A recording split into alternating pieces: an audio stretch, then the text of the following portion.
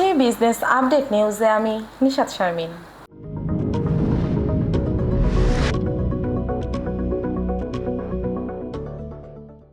দিনাজপুরে ১৩টি উপজেলায় চলতি রবি মৌসুমে ভুট্টা লক্ষ্যমাত্রার অতিরিক্ত চাষে সফলতা অর্জন করেছে। এই মৌসুমে জেলায় ভুট্টার বাম্পার ফলন হবে বলে আশা করছেন কৃষকেরা।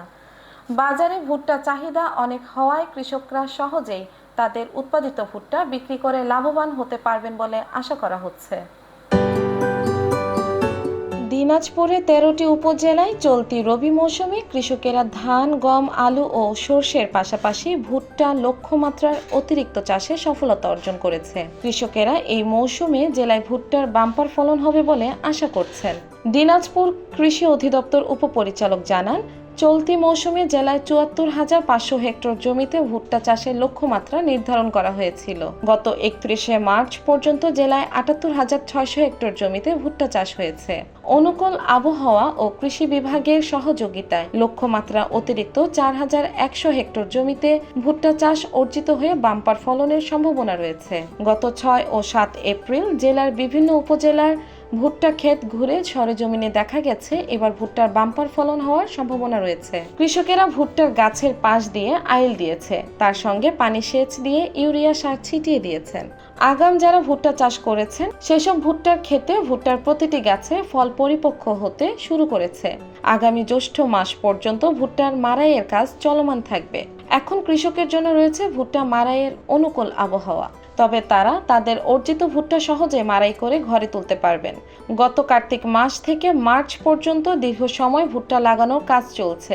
আগাম জাতের ভুট্টা পরিপক্ক হয়েছে, অপরদিকে নতুন লাগানো ভুট্টার গাছ কেবল সচল হয়ে উঠেছে। কৃষকেরা পরিচর্যার কাছে ব্যস্ত রয়েছে।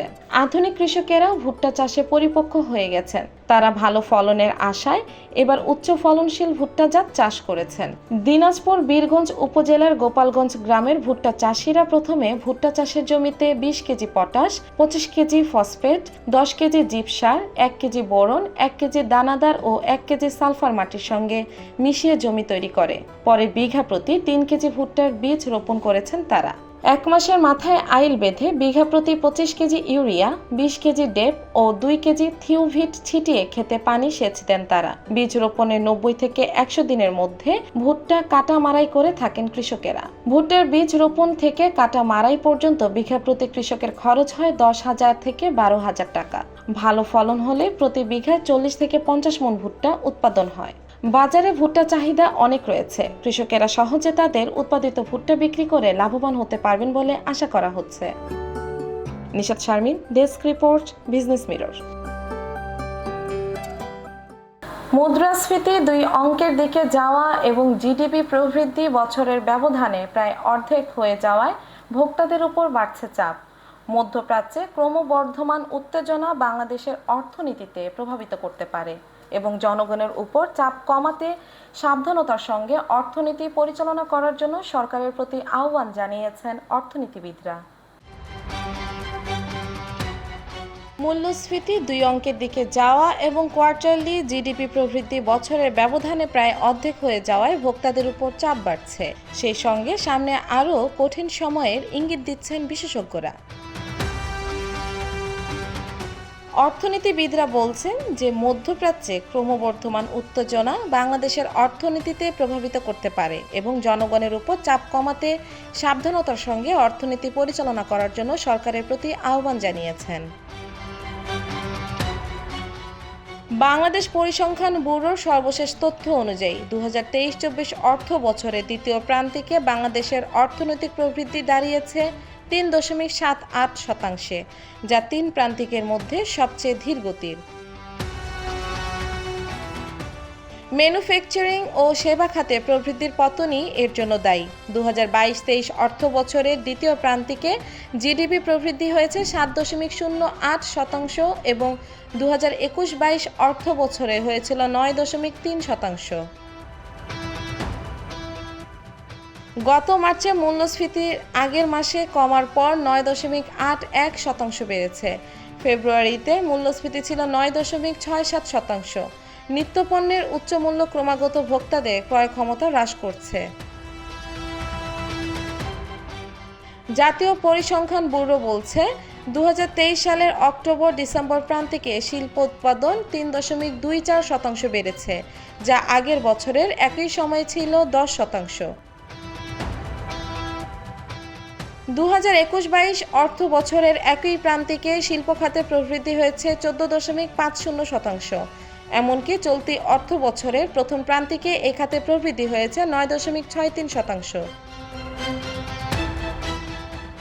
চলতি অর্থ বছরের দ্বিতীয় প্রান্তিকে উৎপাদনের প্রবৃদ্ধি কমেছে 0.45%। অন্যদিকে জিডিপির অর্ধেক অবদান রাখা সেবা খাত 2023-24 অর্থ বছরের দ্বিতীয় প্রান্তিকে 3.06% প্রবৃদ্ধি হয়েছে, যা গত অর্থ বছরের একই সময়ে 6.62% বেড়েছে। তবে অক্টোবর-ডিসেম্বর সময়ে কৃষি উৎপাদন বেড়েছে 4.65%, যা আগের বছর ছিল 4.22%। দেশের উৎপাদন খাত রপ্তানিমুখী এবং অভ্যন্তরীণ উভয়মুখী। মানুষের ক্রয় ক্ষমতা কমে যাওয়ায় চাহিদার অভাবে দেশীয় বাজারে উৎপাদন কমেছে।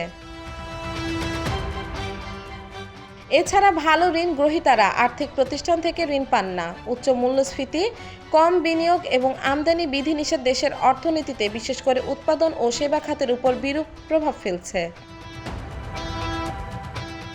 দেশের রপ্তানি এবং অভ্যন্তরীণ রেমিটেন্স কিছুটা ঘুরে দাঁড়াচ্ছে, তবে মধ্যপ্রাচ্যে নতুন করে উত্তেজনা বৃদ্ধি বাংলাদেশের অর্থনৈতিক চাপকে আরও বাড়িয়ে তুলতে পারে। Nishat Sharmin, desk report, business mirror. Israel Gaza যুদ্ধ শুরুর পর বিশ্বজুড়ে শুরু হওয়া বয়কট, ডাইভেস্টমেন্ট, স্যাংশন আন্দোলনের প্রভাব পড়েছে বিনিয়োগে। অর্থ ব্যয় বা বিনিয়োগের আগে তাদের অর্থ কোথায় যাচ্ছে সেই বিষয়ে ভাবতে শুরু করেছেন অনেকেই। এই অবস্থায় বেড়েছে ইসলামী শরীয়ত সম্মত পদ্ধতিতে বিনিয়োগের আগ্রহ, যা বিশ্বব্যাপী গতি এনেছে হালাল অর্থনীতিতে। হালাল বিনিয়োগ মূলত কারো বিশ্বাসের সঙ্গে সামঞ্জস্যপূর্ণ অর্থ ও আর্থিক ব্যবস্থাপনা, এভাবেই ব্যাখ্যা করেছেন যুক্তরাজ্যের ইসলামী ফিন্যান্স কাউন্সিলের পরিচালক ওমর শেখ। বিশ্বে হালাল অর্থনীতির বাজার মূল্য আগামী বছর $7,70,000 কোটি পৌঁছবে। 2015 সালে এই হালাল অর্থনীতির বাজার মূল্য ছিল $3,20,000 কোটি। 2021 সালে হালাল অর্থনীতির বাজার মূল্য নির্ধারণ করা হয়েছিল $5,70,000 কোটি। গত বছর প্রকাশিত general council for Islamic banks and financial ইনস্টিটিউশনের এক প্রতিবেদনের বরাত দিয়ে আল জাজিরা বলছে, বিগত এক দশকে বৈশ্বিক ইসলামিক তহবিলের বাজার 300% বেশি বেড়েছে। এর মধ্যে $20,000 কোটি এখন বিশ্বব্যাপী ব্যবস্থাপনা করা হচ্ছে। হালাল বিনিয়োগ কি? হালাল শব্দটি আরবি, যার অর্থ অনুমোদিত। এই ক্ষেত্রে কয়েকটি শর্ত রয়েছে। লেনদেনে রিবা বা সুদের সংশ্লিষ্টতা থাকতে পারবে না।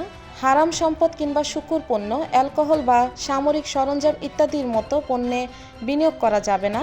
ঘাড়ার ভিত্তিক বিনিয়োগ করা যাবে না। ঘাড়ার হলো অতি অনিশ্চিত লেনদেন কিংবা নিশ্চয়তার ধারণা ও ব্যবসায় স্বচ্ছতার সঙ্গে সঙ্গত নয় এমন লেনদেন। হালাল বিনিয়োগ কিভাবে কাজ করে? হালাল বিনিয়োগের একটি উদাহরণ হলো ইসলামী ব্যবসায় অর্থায়ন। এই ব্যবসা মুনাফা ভাগাভাগি মডেলের উপর ভিত্তি করে কাজ করে। আরও আছে শরিয়া সম্মত বীমা এবং সুকুক, যা মালিকানা নির্দেশ করে এমন একটি ইসলামিক আর্থিক সার্টিফিকেট। সুকুক বন্ডধারীরা একটি ব্যবসার আংশিক মালিকানা লাভ করেন, ফলে মুনাফার অংশ পান। হালাল বিনিয়োগের জনপ্রিয়তা বাড়ছে কেন? গোল্ডম্যান স্যাক্স 2022 সালের ডিসেম্বরে প্রকাশিত এক প্রতিবেদনে বলেছিল যে 2075 সালের মধ্যে বিশ্বের 10টি বড় অর্থনীতির মধ্যে 5টি অর্থনীতির দেশে 85 কোটির বেশি মুসলমান জনগোষ্ঠী থাকবে। এই দেশগুলো হলো ভারত, ইন্দোনেশিয়া, নাইজেরিয়া, পাকিস্তান ও মিশর। যেহেতু জনসংখ্যা বাড়বে, তাই বাড়বে আর্থিক পণ্যের চাহিদা।